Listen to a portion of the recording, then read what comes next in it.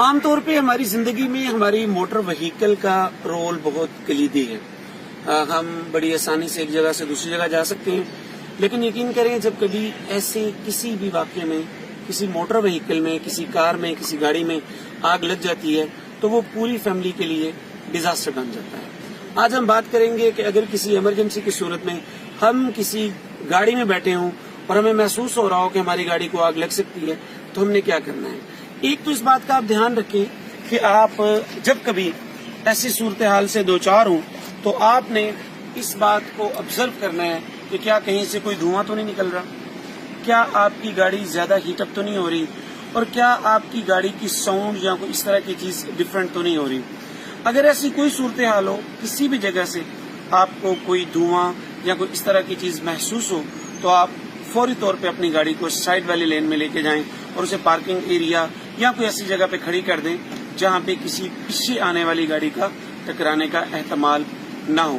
دوسری بات یہ ہے کہ اگر وہ آگ تھوڑے لیول کی ہے، کم لیول کی آگ ہے، تو اس کو آپ بجھانے کی کوشش کریں. یاد رکھیں عام طور پر یہ جو آگ ہے، یہ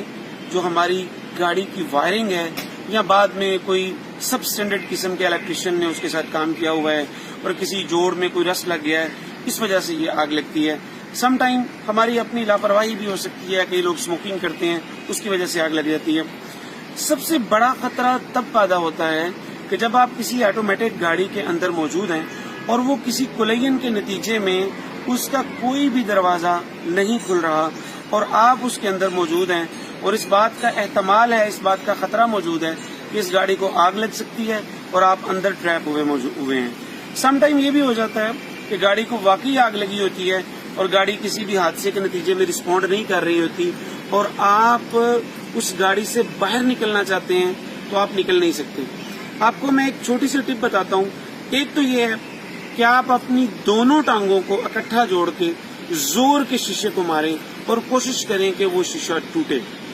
یہی آپ کے پاس واحد اسکیپ ہے. اور اپنے آپ کو پینک میں نہ لے کے آئیں، پرسکون رہیں اور پہلے جو 1-2 منٹ ہے، عام طور پہ ہم کسی ایمرجنسی میں 2-4 منٹ کہتے ہیں، لیکن گاڑی کے حادثے کی صورت میں آپ کے پاس جو ٹائم ہے وہ سیکنڈز کی صورت میں ہے. اس بات کو یقینی بنائیں کہ آپ کے سارے لوگ باہر نکل جائیں. لیکن اگر آپ ٹریپ ہو گئے ہیں تو پھر آپ اپنی دونوں ٹانگوں کو جوڑیں اور کوشش کریں کہ آپ کے بوٹ کی ٹو اور اس طرح کی چیز ونڈ سکرین یا سائڈ والے دروازوں کو لگے اور ان کو توڑ کے آپ وہیں سے باہر نکلیں. اس کا فائدہ یہ ہوگا، ایک تو دھواں بھی باہر نکل جائے گا اور دوسرا آپ خود بھی اس ایریا سے نکل سکتے ہیں. اس کے علاوہ ایک اور چھوٹی سی ٹپ ہے، آپ کی جو سامنے والی دونوں سیٹیں ہوتی ہیں، یعنی کہ ڈرائیور سیٹ اور ڈرائیور کے ساتھ والی جو پیسنجر سیٹ ہے، اس کے جو ہیڈ سیٹ ہوتے ہیں جس کے ساتھ ہم نے ٹیک لگائی ہوتی ہے، آئیے ہم ان کو نکال کے دکھاتے ہیں آپ کو اور آپ کو بتاتے ہیں کہ ہم ان کو کیسے استعمال کر سکتے ہیں. اگر میرا کیمرہ مین اس کو دکھا سکے تو ہم ان ہیڈ سیٹ کو باہر نکالتے ہیں اور اس ہیڈ سیٹ کو باہر نکال کے ہم آپ کو دکھاتے ہیں. اگر آپ ادھر سے آ جائیں پلیز. اگر آپ ان ہیڈ سیٹ کو دیکھیں، یہ میں نے ہیڈ سیٹ یہاں سے باہر نکالا ہے. اس کے یہ جو ایج ہیں، یہ پلیز آپ دکھائیں نہیں، یہ ایج اتنے شارپ ہیں کہ اس ایمرجنسی کے وقت جب آپ کی گاڑی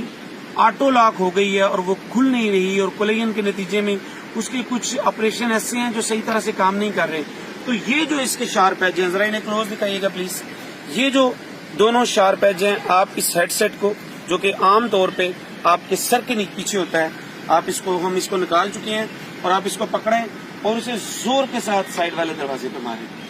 اس کو سائڈ والے دروازے کے علاوہ آپ ونڈ سکرین کے اوپر بھی مار سکتے ہیں اور اسے زور سے ماریں اور پینک میں نہیں ہیں. بالکل اسی طرح کا ہیڈ سیٹ آپ کی جو دوسری ڈرائیونگ سیٹ ہے اس کے ساتھ بھی لگا ہوتا ہے اور اس ہیڈ سیٹ کو بھی باہر نکالا جا سکتا ہے.